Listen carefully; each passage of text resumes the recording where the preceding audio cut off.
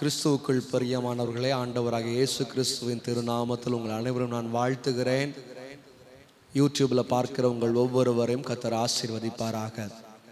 ஒவ்வொரு வாரமும் வியாழக்கிழமை மாலை 6:30 மணி முதல் 8 மணி வரை நாம் தேவனை இணைந்து ஆராய்த்து கொண்டிருக்கிறோம். நீங்கள் நாகர்கோவில் பகுதியில் சுற்று வட்டாரத்தில் நீங்கள் இருப்பீர்களானால் நீங்கள் கடந்து வாருங்கள். நாம் இணைந்து தேவனை ஆராதிப்போம். நிச்சயமாய் கர்த்தர் நம்முடைய வாழ்க்கையில் அற்புதங்களை செய்வார். வேகமாய் தேவனுடைய வார்த்தைக்கு நேராக நான் கடந்து செல்ல வேண்டும் என்று விரும்புகிறேன்.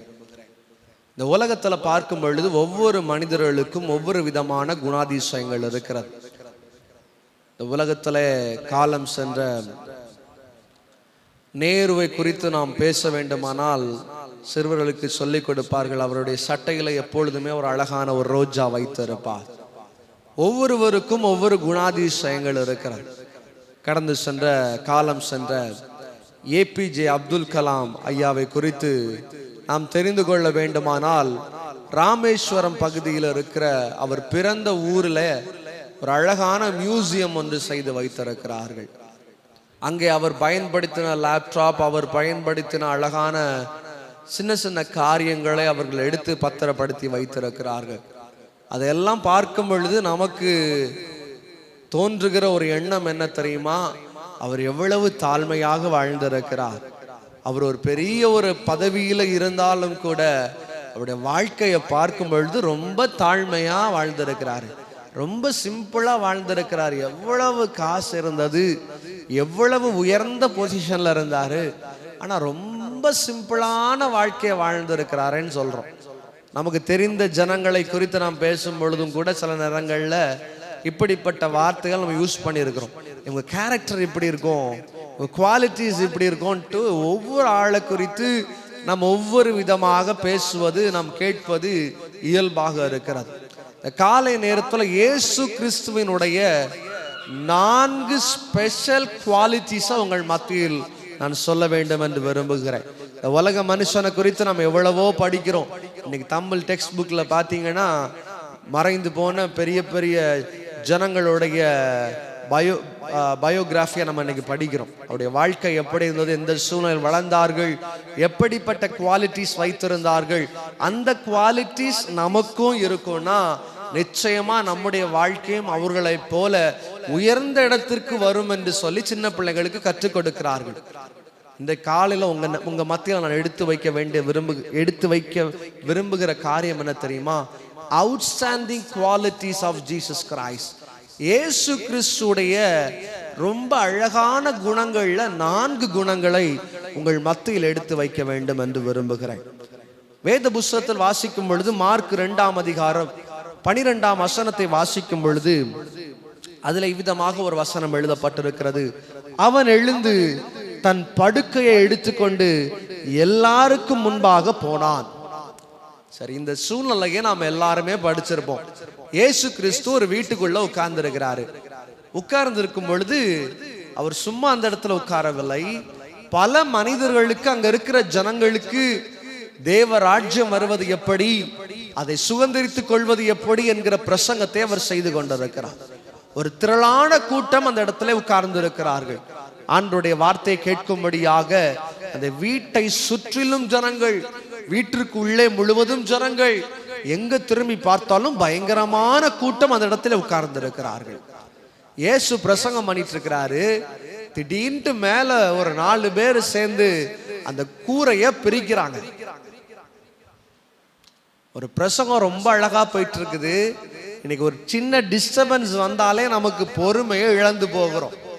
இயேசு கிறிஸ்துவை பாருங்கள், அவருக்குள்ள முதல்ல ஒரு அழகான ஒரு குவாலிட்டி ஒன்று காணப்படுது. அந்த கூரையை பிரித்து அந்த வியாதியஸ்தனை அவர்கள் கீழே இறக்குகிறார்கள். இதே நேரத்தில் இப்போ உள்ள ஊழியக்காரர்களை நாம் பார்த்தால், நான் யாரையும் குறை சொல்லும்படியாக வரவில்லை, இப்படி ஏதாயிலும் ஒரு சம்பவம் நடக்குமே ஆனால் உடனே திட்ட ஆரம்பிச்சிருவாங்க. இயேசு கிறிஸ்துவிடம் இருந்து நாம் கற்றுக்கொள்ள வேண்டிய முதல் டாப் மோஸ்ட் சூப்பர் கேரக்டர் என்ன தெரியுமா? அவர் பொறுமையாக இருந்தார். அவனை இறக்குறாங்க, அவர் அமைதியாக இருக்கிறார். 4 பேர் பிரசங்கம் பண்ணும் பொழுது அதற்கு இடையூறு கொடுக்கும்படியாக மேல பிரிச்சுட்டு கீழே இறக்குறாங்க. கயிறை பிடிச்சு அவனை அந்த மனுஷனை, அந்த வியாதியஸ்தனை மேலிருந்து கீழே இறக்குறாங்க. கீழே இறக்கும் பொழுது ஆண்டவர் ஒண்ணுமே பேசல. அவர் பாட்டுக்கு அவர் வேலையை அவர் செய்து கொண்டே இருக்கிறார். இன்னைக்கு நிறைய நேரங்கள்ல இன்னைக்கு குடும்பம் உடைந்து போறதுக்கான ஒரு காரணம் தெரியுமா? பொறுமை இல்லை, பொறுமையற்றவர்களாக இருக்கிறார்கள். எல்லாவற்றிற்கும் அவசரம், எல்லாவற்றிலும் அவசரம். ஒரு அழகான ஒரு பழமொழி சொல்லுவாங்க, மெதுவா சாப்பிட்டா பனையும் சாப்பிடலாமா, பொறுமையா இருந்தா பொறுமையா சாப்பிட்டா பனையும் சாப்பிட முடியுமா? பொறுமையா இருக்கணும் வாழ்க்கையில.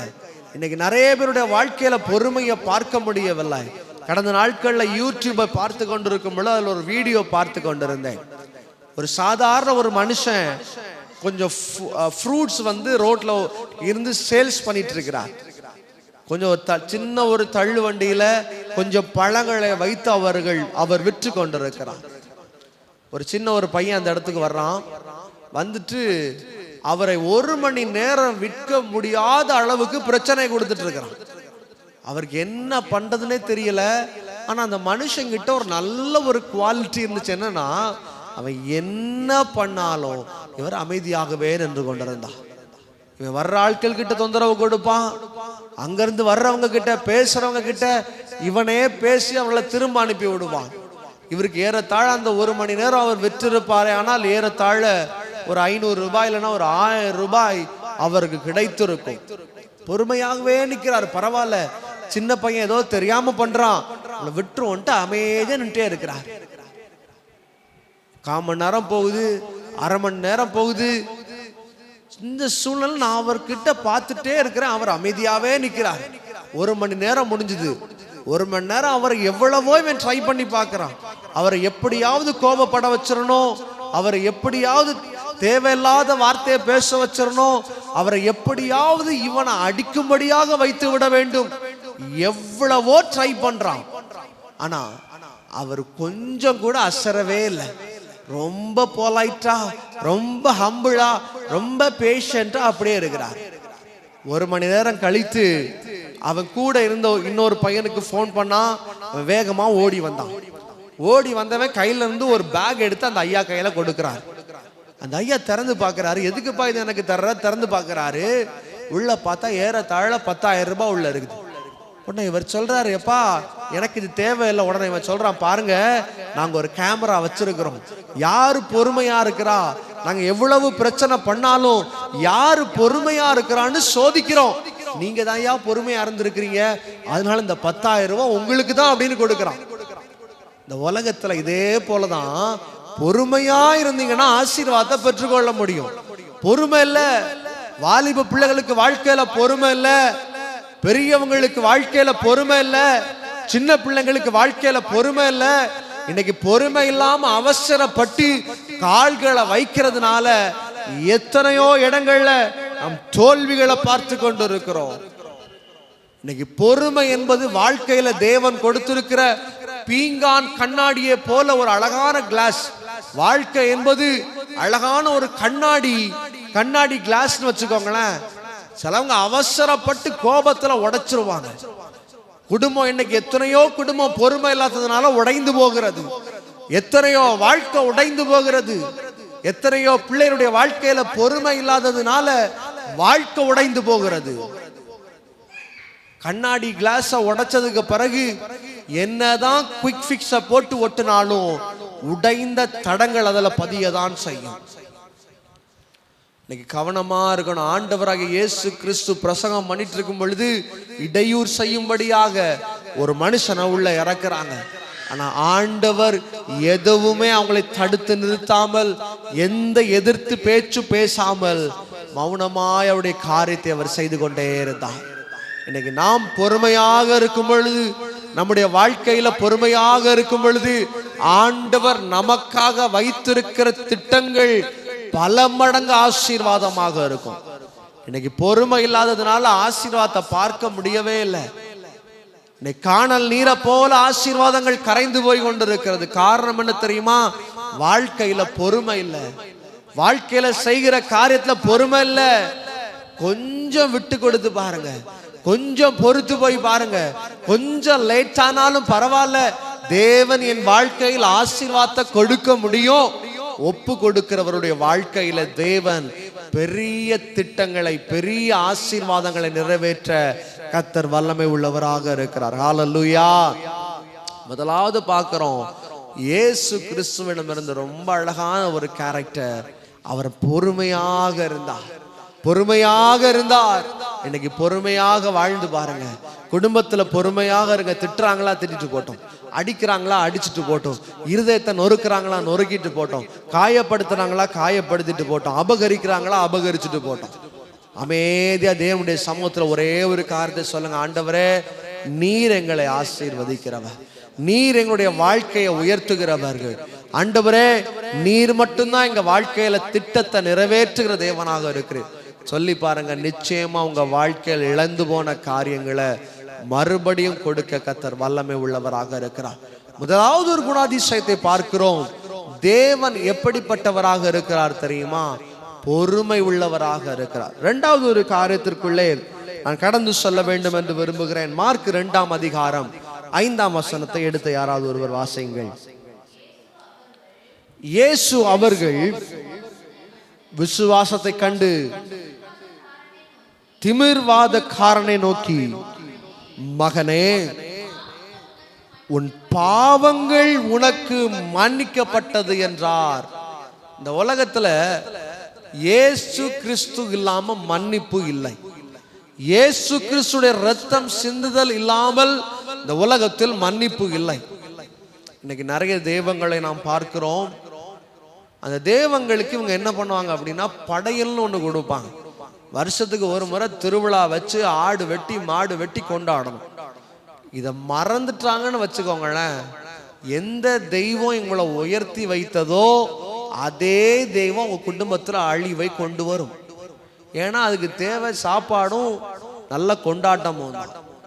ஆனா இயேசு கிறிஸ்து மட்டும்தான் ஒரு காசு எதிர்பார்க்காம, ஒரு திருவிழா எதிர்பார்க்காம, எந்த படைகளும் எதிர்பார்க்காம, உங்க காணிக்கையை எதிர்பார்க்காம உங்களை ஆசீர்வதிக்கிற தேவன். இந்த உலகத்தை ரொம்ப அழகா உண்டு பண்றாரு. ஆதாம் ஏவாளை தன்னுடைய சாயல்ல ரொம்ப அழகாக செய்கிறார்.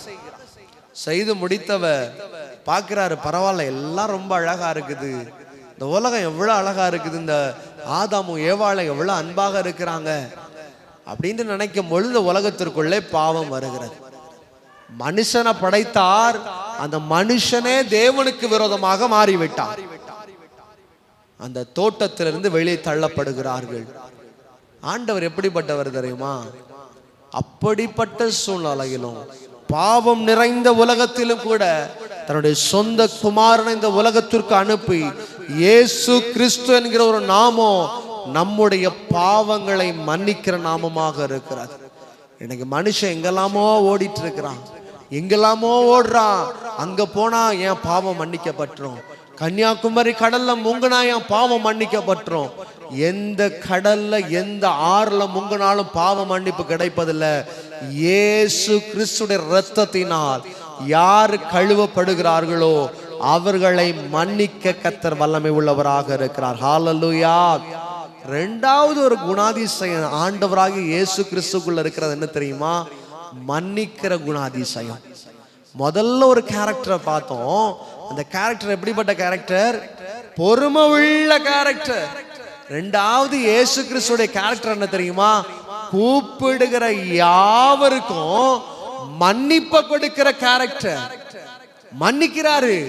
இன்னைக்கு நம்ம மனுஷனை மன்னிக்க முடியல, நமக்கு எதிராக துரோகம் பண்ண ஜனங்களை மன்னிக்க முடியல. எனக்கு விரோதமா இவ்வளவு செய்துட்டாங்களே, நான் எப்படி மன்னிக்க முடியும்? எனக்கு விரோதமாய் இவ்வளவு அக்கிரமம் செய்திருக்கிறாங்க, எப்படி நான் மன்னிக்க முடியும்? எனக்கு விரோதமாய், குடும்பத்திற்கு விரோதமாய் இவ்வளவு துரோகம் பண்ணி இருக்கிறாங்க, துரோகியை எப்படி நாம் மன்னிக்க முடியும்? ஆண்டவர் மன்னிக்கிற குணமுடையவராக இருக்கிறார். மன்னிக்கிற குணமுடையவராக இருக்கிறார். அவர் மன்னிக்கிறது போல நாமும் பிறரை மன்னிக்க வேண்டுமா? அவர் எப்படி நம்மை மன்னித்தாரோ அதே போல பிறர் நமக்கு எதிராக எவ்வளவு காரியங்களை செய்திருக்கலாம், விரும்பத்தகாத காரியங்களை செய்திருக்கலாம், நாம் மன்னிக்கும் பொழுது தேவன் நம்மை ஆசீர்வதிக்கிற தேவனாக இருக்கிறார். ஆண்டவராக இயேசு கிறிஸ்துவிடத்துல இருந்த இரண்டாவது ஒரு நல்ல ஒரு குணாதிசயம் மன்னிக்கிறவராக இருந்தார். ஒரு பெரிய ஒரு பணக்காரன் இடத்துல ஒருவன் கொஞ்சம் கடன் வாங்கி இருந்தான். அப்போ ஒரு நாள் அவனை பிடிச்சிட்டு வந்துட்டார். பிடிச்சிட்டு வந்து விசாரிக்கிறார். பார்த்தா இவன் கிட்ட ஒண்ணுமே இல்லை, இவன் கஜானா காலி, இவன் கையில ஒரு காசு இல்லை என்று அறிந்து கொண்டான். இவனுடைய சூழ்நிலைகள்லாம் பார்த்து அவனை என்ன பண்ணிட்டாரு, அவனை மன்னித்து அனுப்பி விட்டான். இவன் அதே போல இவனுக்கு கீழே இருக்கிற ஒரு ஆளுக்கு ஒரு சின்ன ஒரு கடனை கொடுத்திருக்கிறான். அந்த பெரிய எஜமான் அவனை மன்னித்து விட்டார். ஆனால் இவன் கொடுத்த அந்த காசை வசூலிக்கும்படியாய் அந்த சின்ன கடன் வாங்கினவனிடத்துல இவன் போராட்டம் செய்து கொண்டிருக்கிறான். நீ காசை கொடுத்துடணும், என்கிட்ட இவ்வளவு வாங்கி இருக்கிறியே, கொடுக்க வேண்டும் என்று பயங்கர வைராக்கியமா சண்டை போட்டுட்டு இருக்கிறான். அந்த பெரிய கடன் கொடுத்தவன் பார்க்கிறான், நான் இவ்வளவு காசை உனக்கு மன்னித்த பிறகும் இந்த சின்ன காசு வாங்கின இவனை உன்னால் மன்னிக்க முடியவில்லையே, தூக்கிட்டு மறுபடியும் உள்ள வந்து ஜெயில போட்டான். இன்னைக்கு நம்ம வாழ்க்கை எப்படி இருக்கு தெரியுமா? நம்முடைய பாவங்களை, நம்முடைய குற்றங்களை, நம்முடைய அநியாயங்களை, நாம் செய்த தவறுகளை, நாம் செய்த எல்லா காரியத்தையும் ஆண்டவர் நமக்காக மன்னித்து இருக்கிறார். இன்னைக்கு சபைக்கு வர்றோம், தேவனை ஆராதிக்கிற ஆண்டவர் நம்மை மன்னித்து விட்டார். ஆனா நமக்கு யாராவது ஒருத்தங்க துரோகம் செஞ்சிருப்பாங்கன்னு வச்சுக்கோங்களேன், நம்ம குடும்பத்திற்கு எதிராக எழும்பி இருப்பாங்கன்னா இன்னைக்கு நம்ம அவங்கள மன்னிக்காம உட்கார்ந்து இருக்கிறோம். இன்னைக்கு நம்ம அவங்கள மன்னிக்க முடியாத நிலைமையில உட்கார்ந்து இருக்கிறோம். வசனம் சொல்லுகிறது, தேவன் அவர்களை மன்னிக்கிற தேவனாக இருக்கிறார். மகனே, உன் பாவங்கள் உனக்கு மன்னிக்கப்பட்டது. மன்னிக்கப்பட்டாதான் எழுப்பி நடக்க முடியும். வியாதியஸ்தனை கொண்டு வராங்க.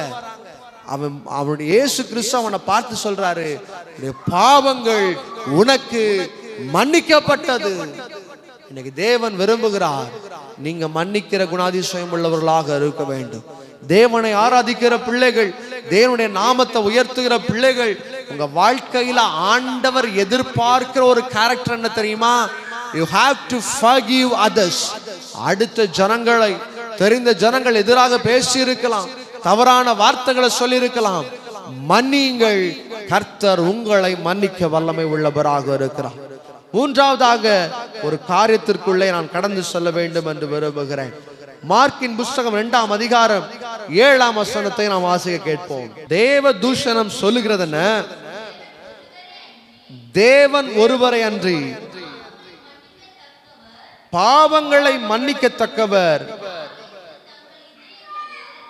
யார் என்று தங்கள் இருதயங்களில் சிந்தித்துக் கொண்டிருந்தார்கள். நல்லா கவனிங்க. இயேசு கிறிஸ்து பிரசங்கம் பண்ணிட்டு இருக்கிறாரு. ஒரு மனுஷனை மேல அந்த கீழே இறக்குறாங்க. இயேசு கிறிஸ்து அந்த மனுஷனை பார்த்து சொல்றாரு, உன்னுடைய பாவங்கள் மன்னிக்கப்பட்டதுன்னு ஆண்டவர் அவனுடைய பாவங்களை மன்னிக்கிறார். மன்னித்த உடனே அது சுற்றி இருந்த ஜனங்கள்லாம் சொல்றாங்க, யாரையா இவரு? இவர் மன்னிக்கிறதுக்கு இவர் யாரு? இவர் என்ன பிதாவோ? இவர் என்ன தேவனோ? இவர் எப்படி மன்னிக்க முடியும்? ஒருத்தருக்கு ஒருத்தர் பேசிட்டு இருக்கிறாங்க. ஒருத்தருக்கு ஒருத்தர் மாறி மாறி சொல்லிட்டே இருக்கிறாங்க, இவர் யாரியா? இவர் எதுக்கியா மன்னிக்கணும்? இவர் எப்படி மன்னிக்க முடியும்? சில இடத்துல நம்ம பார்த்திருக்கிறோம், ஒண்ணுக்கு ஒண்ணு முரண்பட்டே பேசிக்கிட்டு இருப்பாங்க. நீங்க சொல்லுவீங்க, பூனைக்கு நான் பார்த்தேன் 4 கால் தான் இருந்தது. இல்ல இல்ல இல்ல, மற்ற ஒருவன் சொல்லுவான், நான் பார்த்த பூனைக்கு 7 கால் இருந்துச்சு, பிடிச்ச பிடிய விடவே மாட்டான். நம்ம வாசிக்கிறோம் 7ஆம் வசனத்துல சொல்றாங்க, who he is to forgive his sins. இவர் யார் இவனுடைய பாவத்தை மன்னிப்பதற்கு என்று சொல்லுகிறார்கள். 8ஆம் வசனத்துல ஆண்டவர் ஒரு ரிப்ளை கொடுக்கிறாரு பாருங்க. அவர்கள் தங்களுக்குள்ளே இப்படி சிந்தித்துக் கொண்டிருக்கிறார்கள் என்று இயேசு உடனே தம்முடைய ஆவியில் அறிந்து அவர்களை நோக்கி, நீங்கள் உங்கள் இருதயங்களில் இப்படி சிந்திக்கிறது என்ன என்று கேட்டார். மூணாவது, தேவனுக்குள்ள இருக்கிற இயேசு கிறிஸ்துவிடத்துல இருக்கிற ஒரு விசேஷமான குவாலிட்டி என்ன தெரியுமா? இருதயத்தை ஆராய்ந்து அறிகிற தேவனாக இருக்கிறார். ஹல்லேலூயா. பல நேரத்துல நீங்க இந்த இடத்துல இருக்கும் பொழுது வெளியரங்கத்துல பார்த்தா சிரிச்சுட்டு தான் இருக்கிறோம். வெளியரங்கத்துல பார்த்தா சந்தோஷமா தான் இருக்கிறோம். ஆனா எத்தனையோ இடத்துல உடைக்கப்பட்ட இருதயத்தோடு, எத்தனையோ இடத்துல பாரங்களோடு நாம் உட்கார்ந்து இருக்கிறோம். இது எனக்கு பார்த்தா தெரியாது, எந்த மனுஷர்களும் உங்களை பார்த்து கண்டுபிடிக்க முடியாது. ஒரே ஒரு தேவனுக்கு மட்டும்தான் தெரியும். இயேசு கிறிஸ்து இருதயத்தின் ஆழங்களை அறிகிற தேவனாக இருக்கிறார். ஹல்லேலூயா.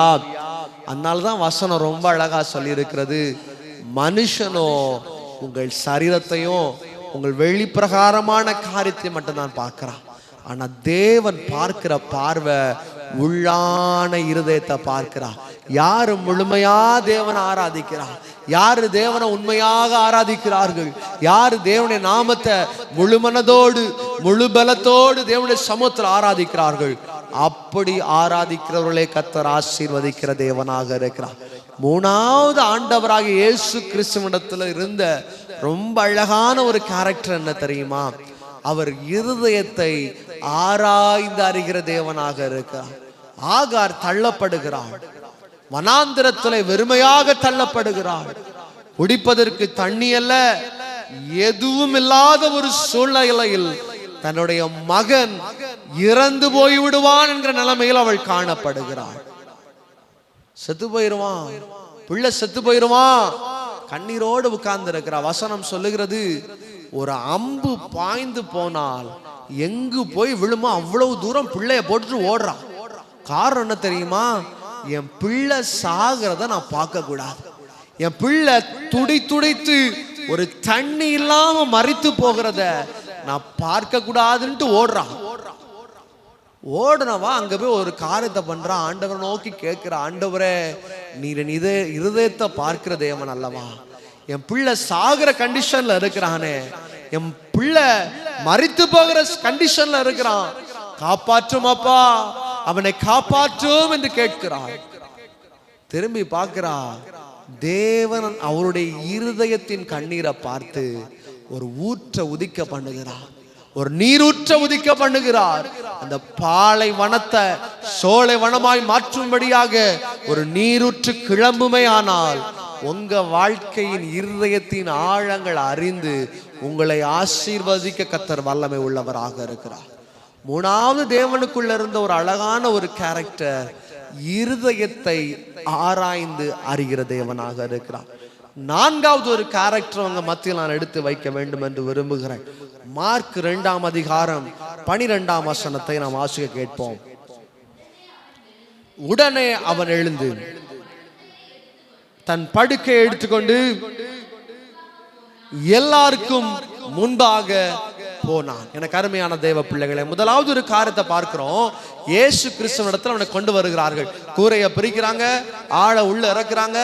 ஆண்டவர் அவனை பார்த்து சொல்றாரு, உன்னுடைய பாவங்கள் உனக்கு மன்னிக்கப்பட்டது. இப்ப அடுத்து என்ன நடக்குது? எல்லாரும் பரியாசம் பண்றாங்க. பக்கத்துல இருந்தவங்க பார்த்து, இது எப்படி நடக்கும்? உன் வாழ்க்கையில எப்படி போராட்டம் மாறும்? உன் வாழ்க்கையில எப்படி நெருக்கம் மாறும்? உன் வாழ்க்கையில இயேசு நம்பி ஓடுறியே, உன் வாழ்க்கையில எப்படி போராட்டம் மாறும்னு பல மனுஷங்க உங்க பார்த்து கேட்கலாம். ஆனா ஆண்டவர் என்ன பண்றாரு தெரியுமா? உங்க இருதயம் ஆண்டவர் கிட்ட கரெக்டா இருக்கான்னு பாக்குறாரு.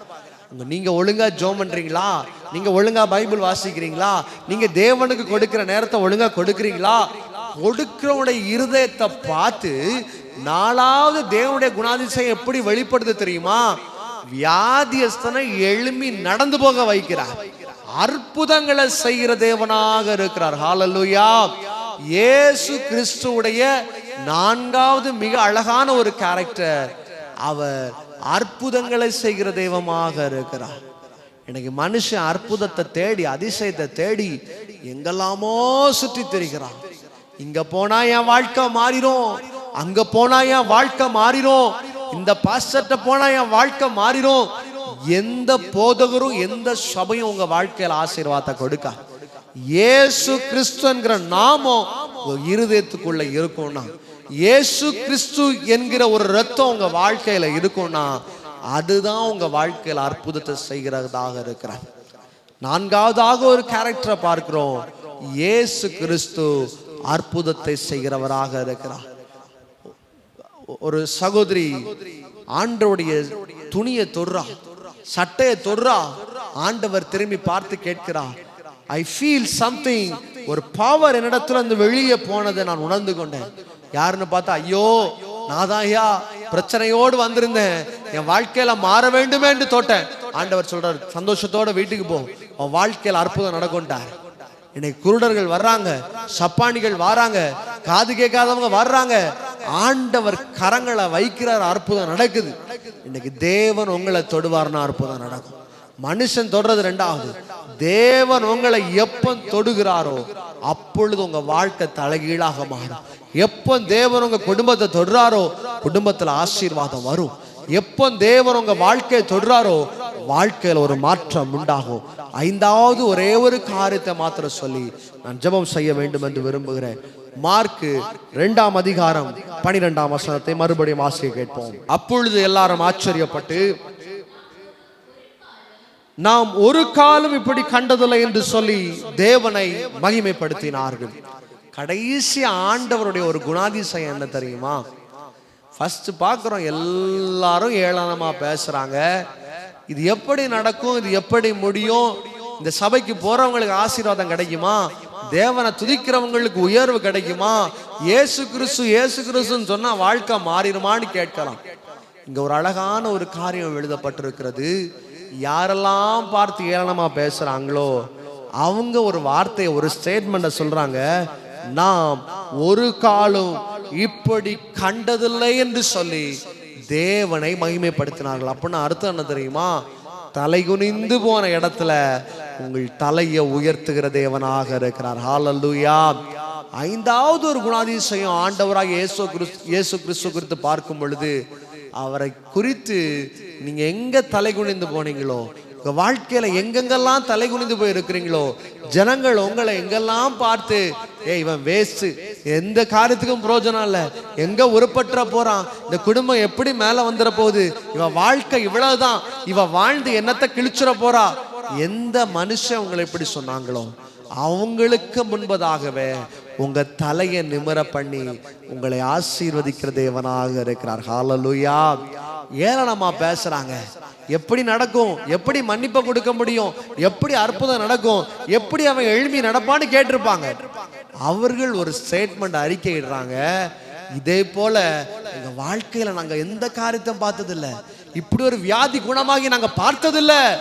நீங்க ஆண்டவருக்குள்ள இருக்க இருக்க இருக்க உங்க வாழ்க்கையில அற்புதங்கள் நடக்கும். எந்த இடத்துல தலை குனிந்து போனீங்களோ உங்க தலையை உயர்த்துவார். இயேசு கிறிஸ்து சர்வ வல்லமை உள்ளவராக இருக்கிறார். காலை நேரத்திலும் கூட இந்த வார்த்தை கேட்டுக்கொண்டிருக்கிற உங்கள் ஒவ்வொருவரையும் கர்த்தர் உயர்த்தும்படியாக விரும்புகிறார். உங்கள் சூழ்நிலையை மாற்றும்படியாக விரும்புகிறார். அற்புதத்தை செய்யும்படியாக விரும்புகிறார். இருதயத்தை அவருக்கு திறந்து கொடுங்க. சாத்தானுக்கு கொடுக்க வேண்டாம். சாத்தான் பல நேரத்துல வந்து உங்களை ஆட்கொள்ளுவான். ஆண்டவராக இயேசு கிறிஸ்துவிடத்துல உங்களை ஒப்பு கொடுங்க. ராஜா, முழுதுமாய் உம்மிடத்தை தருகிறேன், முழுசுமா உங்க கிட்ட தருகிறேன், என்னை பொறுப்படுத்திக் கொள்ளும், வழி நடத்தும் என்று சொல்லுங்கள். நிச்சயமாய் கர்த்தர் உங்களை ஆசீர்வதிக்கவே ஆசீர்வதிப்பார், பெருகவே பெருக பண்ணுவார், சூழ்நிலைகளை மாற்றுவார், எல்லா பிரச்சனைகளையும் மாற்றுவார், குடும்பத்தில் ஒரு ஆசீர்வாதத்தை கொடுப்பார்.